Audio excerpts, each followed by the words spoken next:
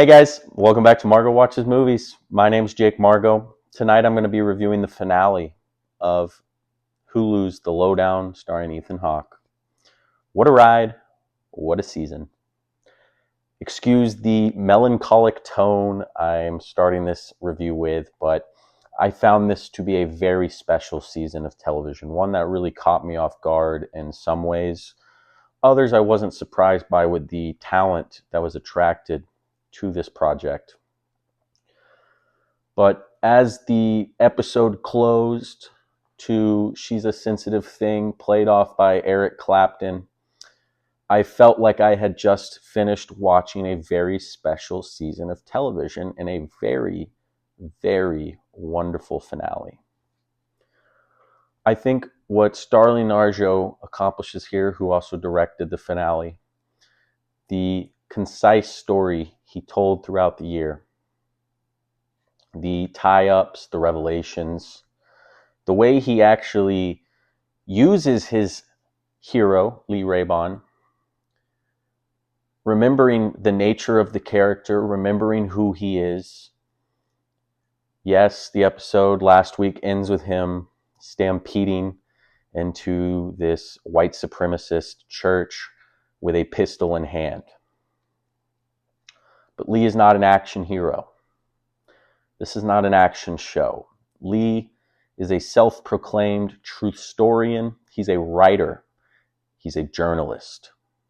And he accomplishes his means here in one of the best scenes of television I've seen this year. Structured around him and Kyle MacLachlan, Governor Washburn, connecting all the dots to the audience and to Washburn himself. It was fantastic. And I'll get into a little bit of a recap towards the end, but I just want to touch on some things that I just thought made this such a great finale and really just added to this season as a whole, as it really told a complete story from start to finish with payoff, with resolution, and just smart storytelling and smart writing.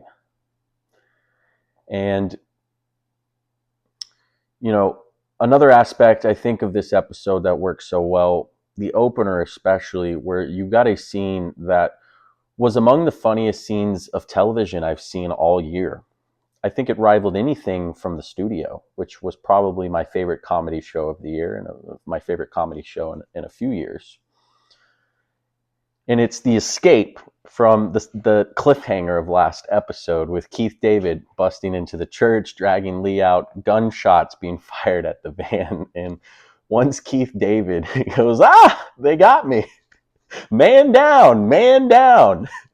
I laughed so hard at that scene, all the way to the feed store where he gives him not Advil, but it's like Advil, and Keith David having to clarify, well, is it Advil or is it like Advil? And this was such hilarious writing, and the delivery of Keith David especially, who I think deserves an Emmy nomination from this opening scene alone, where he reads the bottle after taking it and he goes, "It's for cow pussy." Oh my God. That was absolutely hysterical. And it just started the episode off on such a high note. I was worried, how are we going to get back to that? And I'm sorry, it was absolutely just phenomenal writing and just pitch perfect delivery. Keith David stealing, Ethan Hawke telling him to stop bleeding, like that's something that he can do. I just think that was a perfect comedy scene where you have the chaos, you have this tension easement from the cliffhanger, and you just have two masterful actors getting to have the most fun they could possibly have. And it was just absolute gold. So that was incredible. And then the episode kind of eases into this build up towards how is everything going to resolve with the church, with Governor Washburn, with Frank and Tripp being the kind of Illuminati guy of the 47. And again, the scene I mentioned earlier where it's Keith David, it's Kyle MacLachlan in a truck, Kyle MacLachlan wanting to go get barbecue and buttermilk pie, Keith David bringing him to a block party in the black part of Tulsa. And I thought it was kind of nice tongue-in-cheek where you hear rapper Killer Mike, who is the guy with the eye patch in the show, who was also hysterical in the scenes he was given throughout the season. You hear his actual music playing at this party as Donald is walked through the block party into a room where we're greeted by Killer Mike. And there sits Lee Raybon like a boss. It was just like a, okay, Lee, I see you type of moment. And what Lee proceeds to do is fantastic journalism, maybe a bit of conceding what would have been a story that would have elevated him into a much higher echelon of journalist. He might have had his choice of job at any news site in the country, because what he lays out to Donald, Kyle MacLachlan, and maybe if you were savvy enough in the audience to pick up all these little bits, especially after Lee's talk with Betty Jo at the country club, then I tip my hat off to you. Kudos, because some of these were still things I was a tad bit surprised about. But how was Dale Washburn killed? Well, Lee lays it out. Betty Jo realized he wanted to give the land away to Chudo and his grandfather. She contacts Frank. They send the two skinheads from the earlier episode that Arthur kills to scare him. He notices them out the window and fires the warning shots. We were shown that earlier in the season. What Betty Jo reveals in her conversation to Lee at the country club is she left a door open. They were supposed to scare him again, but these two chuds with a gun to the guy's head trying to intimidate him accidentally fire. They accidentally fire and they shoot him and kill him. That is how Dale died. And as Lee ties this to the actions of Arthur, disposing of the men, telling Frank, who tells the church, they kill Arthur. Then Kyle MacLachlan selling the land at 4 times its value, as he lays out on print. This looks an awful lot like you took a bribe. And it's a smoking gun of an article. It's the type of article any journalist would spend their entire career trying to chase. And when Lee realizes, as I kind of realized, because I guess Donald was an excellent red herring throughout the season. At the end of it, this was just a guy who wanted to be governor. He made some bad business deals with the wrong type of people and tried to stay ignorant to it. But it caught up to him, and he realized this. And you definitely see once he realizes that the woman who he'd been having an affair with, who happened to be married to his brother, the woman he loved, who Pearl being his daughter, the hurt that Kyle MacLachlan expresses. This was a fantastic acting job by him in this scene. And seeing the consequences that his dealings have. And Lee realizing this, he makes him a proposition. Now, we're not shown that. We're shown the aftermath of it. But presumably, I'll sit on the article if you fulfill your brother's last wish and you give this land back to the Osage people. That's exactly what happens. He forsakes the 47. He forsakes the white nationalist church. He delivers a speech. And then a Wire-esque montage kicks in. We see him winning governor. And it kind of, at this point, after that was really the climax of the entire season. And I really found that to be an interesting creative choice by Starlin, because again, he remembered who his character was. It's fantastic, consistent, and thoughtful writing by him. He remembers who Lee was. No, Lee doesn't go in and kill a bunch of these Nazis and save the day in some action heroic. No. He collected his info, he pieced the layers together, and he made a compelling argument with, as he quotes, damning allegations. And he presented it to the one man who had the power to make a moral choice. And Governor Washburn chose correctly. And the fact that Lee deletes that story, Pulitzer stuff, if you think about it. I know it's in Oklahoma, which, it's no DC or New York or LA as far as like political intrigue goes. I think this is coming off election night, that the New York City mayoral race would be a much more highly televised incident than the gubernatorial race of Oklahoma. Right? But this is a Pulitzer-worthy article. And he deletes it. And it really just, the morals of Lee, the principles he believes in and that he sticks to. He's such an idealistic protagonist. You can't help but love him.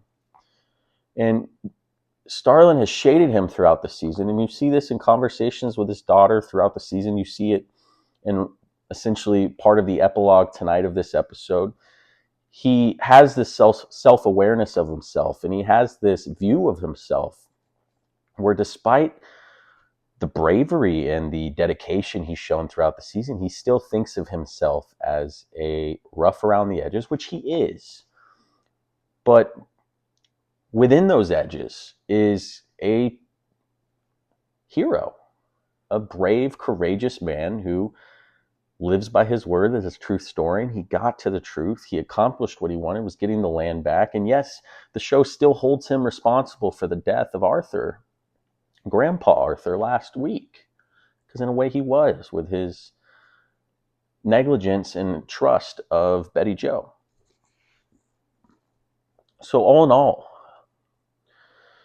with that being the climax, how are you guys viewing that?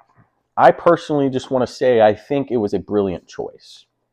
And maybe some viewers will find this finale to be a bit anticlimactic. And you have every right to think that way.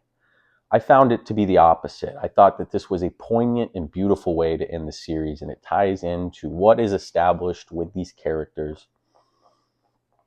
And I think the epilogue itself, because it felt almost like Return of the King in some way, where I kept expecting, I was like, okay, here, last scene of the episode, and then it goes to another, and then we're at the wedding, and then Lee's walking. I'm like, okay, that's it. And then it's Frank getting shot, and I was like, okay, I know Frank's going to die. I didn't know who was going to kill him, and I was like, is this the build into a second season? No, it's just that woman who liked her Hot Pockets, who lost her son and her way younger lover, who got tarred and feathered, and she kills Frank.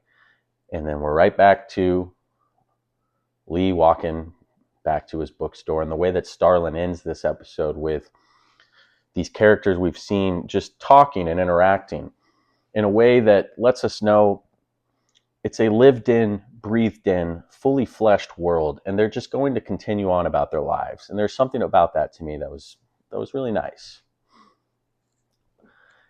And She's the Sensitive Kind by Eric Clapton as the needle drop to play us into the title card that ends the episode was a beautiful choice.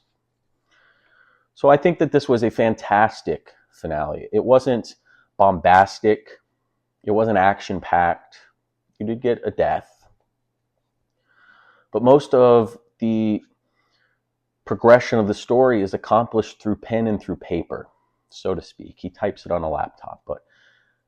And then, of course, the character resolutions between him, his daughter, the wife getting married, him seemingly taking the step to show up and not bail. And there's just a lot of rich character work tonight. And I found this to be a beautiful finale. I would give this a 9.8 as a finale. I think this was a special season. I'd give the season as a whole a 9.3. I will rewatch this series regularly. Not regularly, you know what I mean. I'll watch this 3 or 4 times over the next few years. If there's nothing on and I'm bored, it'll probably be an excellent binge. So, all in all, I'm sad that the show has ended. I don't see how they proceed with a season 2, though I would absolutely be up for it. I hope they get one. I would love to revisit this world, chill with the characters for a little longer, and see some more spectacular acting from Ethan Hawke and Keith David and Kyle MacLachlan and co. So, yeah, guys, that's it for the lowdown. I'm sad it's over, but I appreciate all of you who have been tuning in week to week. The next real big show I'll be reviewing on a week-to-week basis will be Pluribus, the new show from Breaking Bad and Better Call Saul creator Vince Gilligan, starring Rhea Seehorn, Jimmy's PIC from Better Call Saul. So I'm excited for that. Be on the lookout for those. That'll be on Apple TV, but the lowdown on Hulu, all episodes out now. If you're just tuning into this and you saw a bunch of spoilers, sorry, but there's going to be a spoiler warning in the title, but watch the lowdown. It's amazing. Let me know what you guys thought in the comments below. What are your thoughts on the finale, on the season as a whole? And what's the next show you're looking forward to watching? But that's all for tonight, guys. My name is Jake Margot. This is Margot Watches Movies. And as always, thank you for tuning in. I appreciate you guys growing the channel day by day. But yeah, till then, we'll see you next time.